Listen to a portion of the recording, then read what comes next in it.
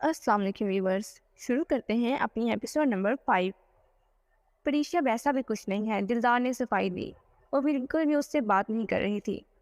دل، آپ نے جھوٹ کہا، مجھے آپ دوست بھی نہیں مانتے، ورنہ مجھے بتا دیتے، مجھ سے ذکر بھی نہیں کیا۔ پریشا غصے سے چھت پر گھوم رہی تھی۔ جی آپ کیا لگا رکھی ہے؟ دلدار نے الجھن سے پوچھا۔ تم تب کہتی تھی جب دوست تھے، اب آپ ہی کہوں گی کیونکہ دوست نہیں اور کوئی بد کلسی نہیں، پریشا نے آبرو اٹھا کر کہا۔ دلدار کو ہنسی آ گئی۔ تو اب ہم آپ کی کچھ نہیں؟ دلدار قدم بڑھائے اس کی جانب بڑھا۔ نہیں، اب آپ بس میرے رشتہ دار ہیں اور غیر مردوں سے میری کوئی دوستی نہیں۔ پریشا فیس ٹو فیس مل لینا، بہت جلد اس کا سامنا کرواؤں گا، اب ناراضگی ختم کرو، دلدار نے شوخی سے کہا اور اس کا ہاتھ پکڑ کر تھام لیا۔ پکی بات کر رہے ہو تو ٹھیک ہے، ورنہ جاؤ۔ پریشا نے اپنا ہاتھ کھینچا اور چھت سے نیچے کی طرف بھاگی۔ دلدار بھی اس کے پیچھے اترا۔ اف، کیا ہو گیا ہے وہ فاقمار؟ فوکس کرو، فوکس۔ کل اس کیس پر تمہیں رپورٹ دینی ہے، دھیان کہاں لگائے ہو؟ تمہیں کیا لگے کوئی پڑھا لکھا ہے یا نہیں؟ باہر میں جائے وہ گنڈا۔ وفا نے کافی کا مگ سائڈ ٹیبل پر رکھا اور اپنے لیپ ٹاپ پر جھک گئی۔ پر یار وہ گنڈا تھوڑی ہے۔ ایک خیال پھر اس کو آیا۔ ہاں، اب نہیں سوچنا اس کا، بس کیس پر توجہ دو۔ اور یہ تمنا ثانی میڈم کہاں رہ گئی؟ گھڑی پر نظر ڈالے وہ خود سے باتیں کرتی، اب واپس اپنے کیس کو پڑھنے لگی۔ السلام علیکم ابو۔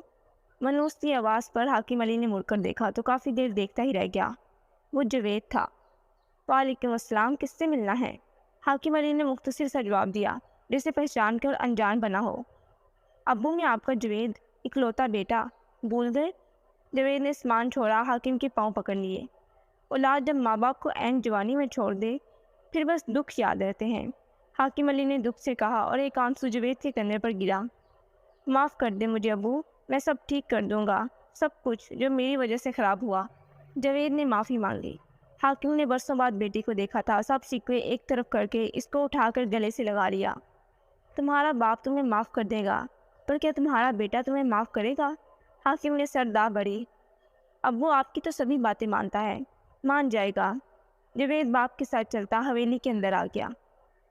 دادا یار کہاں ہو؟ ایک گڈ نیوز لایا ہوں۔ جمشید حویلی میں آتے ہی شور مچانے لگا۔ دادا یار باہر آؤ، کہاں ہو؟ جمشید حاکم علی کی آوازیں دیتا اس کے کمرے کی طرف بڑھا۔ دادا؟ وہ وہاں ہی ٹھہر گیا۔ سامنے جوید حاکم علی کے قدموں میں بیٹھا تھا۔ ایسا تو بالکل نہیں تھا کہ وہ اپنے باپ کو پہچانے نہ، سو ایک دم وہاں برف ہو گیا۔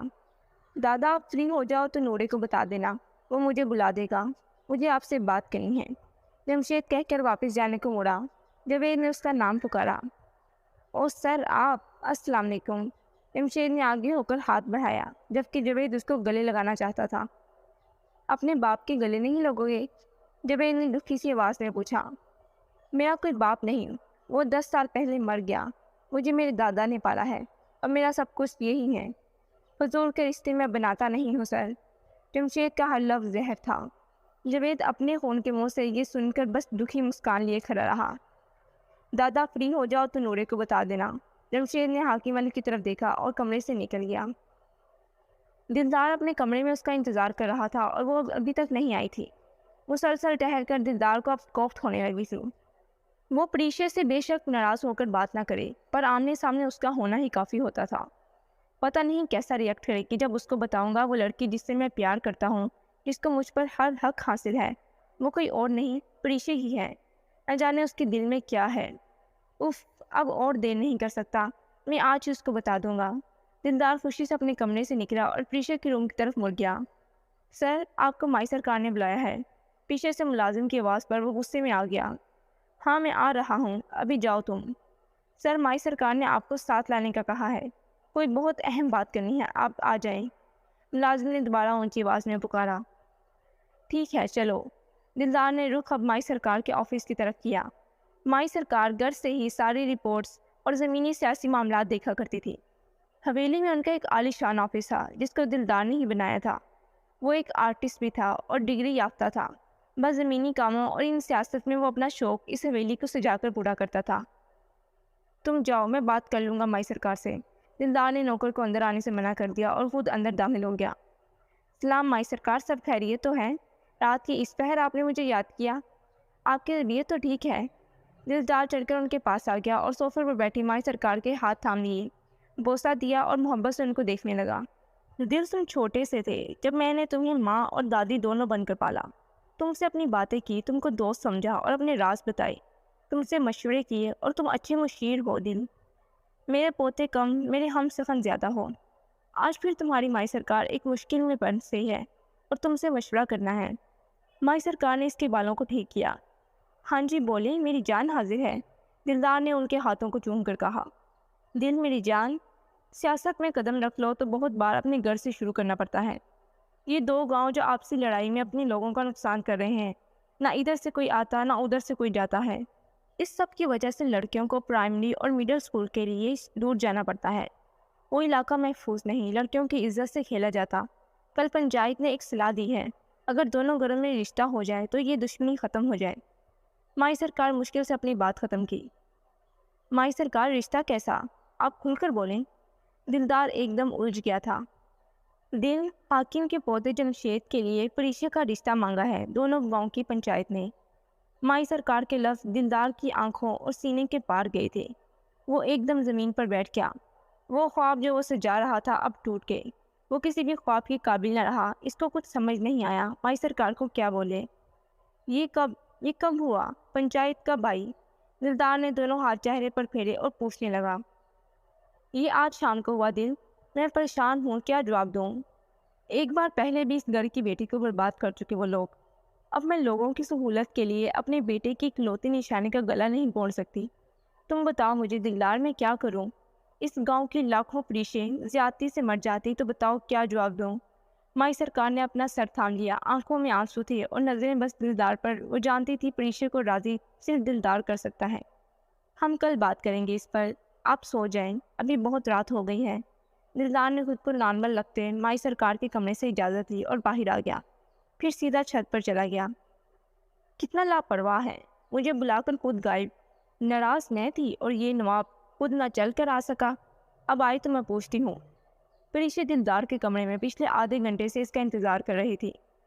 یہ کیا ہے؟ وہ اب جانے کو مڑی تو سامنے شیشے پر ایک نوٹ لکھا نظر آیا۔ وہ اس کی جانب گئی، ہاتھ آگے کر کے اس نے وہ نوٹ اتار لیا۔ دل کی پری، میں کتنے سالوں سے کہنا چاہتا تھا، بتانا چاہتا تھا تمہیں وہ بات جس پر تم ناراض ہوئی، میں جس سے بے پناہ محبت کرتا ہوں، وہ لڑکی کوئی اور نہیں۔ ابھی وہ نوٹ پڑھ رہی تھی، کسی نے فوری وہ پرچہ پکڑ لیا۔ پریشا ڈر گئی، پیچھے مڑ کر دیکھا تو وہ دلدار تھا۔ دیکھتے ہی دیکھتے اس نے پرچے کو پھاڑ دیا اور مسکرا کر اس کی جانب دیکھنے لگ گیا۔ کیا ہے، مجھے پڑھنے تو دیتے، اس پر اس لڑکی کا لکھا ہے نا، ہار کیوں دیا؟ دل میں ناراض ہوں، اس پر بہت ناراض ہوں۔ وہ غصے سے بڑی منہ موڑ کر کھڑی ہو گئی۔ اب اس بات کا کوئی مطلب نہیں، وہ ہولے سے بولا اور جا کر اپنے بستر پر بیٹھ گیا۔ کیا ہوا، طبیعت ٹھیک ہے؟ گجے سے کیوں ہو، بتاؤ مجھے۔ پریشا اس کی طرف گئی، ہاتھ ماتھے پر رکھ کر دیکھنے لگی۔ دلدار چپ چاپ سے نظریں جھکائے بیٹھا رہا۔ کیا چھپا رہے ہو؟ دیکھو بخار بھی ہو گیا۔ پریشا نے اپنا ہاتھ اسی گردن پر رکھا اور چہرہ اوپر کر کے پوچھنے لگی۔ کچھ نہیں ہوا پریشا، بس نیند آ رہی ہے، سو جاؤں گا تو ٹھیک ہو جاؤں گا۔ تم جاؤ سو جاؤ، بہت رات ہو گئی ہے۔ اس وقت میرے کمرے میں رہنا ٹھیک نہیں، وہ ناگواری سے بولا۔ دل، یہ آپ کہہ رہے ہیں؟ ہم دوست ہیں، ہم کزنس ہیں۔ پریشا اس کی لاتعلقی محسوس کر کے بولی۔ ہم کزنس ہیں بس، اور تم میری بیوی نہیں ہو جو اس وقت میرے کمرے میں ہوگی۔ جاؤ اب، دلدار نے مٹھیاں بیچ کر اونچی آواز میں کہا۔ وہ ڈر گئی۔ دل، آپ؟ وہ بڑی ہوئی آنکھوں سے اس کے کمرے سے بھاگ گئی۔ آپ ہوتے کون ہیں میری شادی کا فیصلہ کرنے والے؟ اپنی کی ہوئی غلطیوں پر مجھے بکرا بنا کر کاٹ رہے ہو؟ واہ ڈاکٹر جاوید حکیم، واہ! جمشید نے ہاتھ میں پکڑا بلّا زور سے زمین پر مارا۔ باپ ہوں تمہارا جمشید، بہت جلدی یاد آ گیا آپ کو۔ میرے لیے میرا سب کچھ میرے دادا ہیں، اور بس اپنا سامان اٹھائے اور چلتے بنے۔ اپنے کیے کی مجھ پر ڈال رہے ہو؟ بلاؤ اپنے لاڈلے کو جس کو سینے سے لگا کر رکھا، آ کر کرے اپنے باپ کی یہ خواہش پوری۔ مجھ سے نہیں ہوگا۔ جمشید نے تیز کہا اور اپنے کمرے میں چلا گیا۔ جاوید کافی دیر سے میں ان تیز لفظوں کو برداشت کرتا رہا، پھر فون نکال کر رمان کو کال کر دی۔ مسلسل فون بج رہا تھا، وہ غصے سے یہاں وہاں گھوم رہا تھا۔ تنگ آ کر اس نے کال ریسیو کی۔ کیا ہے، کیوں فون کر رہے ہو؟ جمی بوس، وہ ڈاکٹرانی ہے نا، اس کے اسپتال پر غازی کے گنڈوں نے حملہ کر دیا۔ وہ میڈم اندر اکیلی ہے، ہسپتال والے باہر نکال دیے، جلدی آ جاؤ۔ کیا بک رہے ہو؟ تم آدمی لگاؤ چاروں طرف، میں ابھی آ رہا ہوں۔ اور اگر ڈاکٹر بوس کو کچھ ہوا نا تو میں ان کے سانس تنگ کر دوں گا، سمجھ رہا ہے؟ جمشید نے بائک نکالی اور تیز رفتار سے نکل گیا۔ جی تو دوستوں، نیکسٹ ایپیسوڈ ریڈ کرنے کے لیے چینل کو لازمی سبسکرائب کر لیں۔ ملتے ہیں نیکسٹ ایپیسوڈ میں، تب تک کے لیے خدا حافظ۔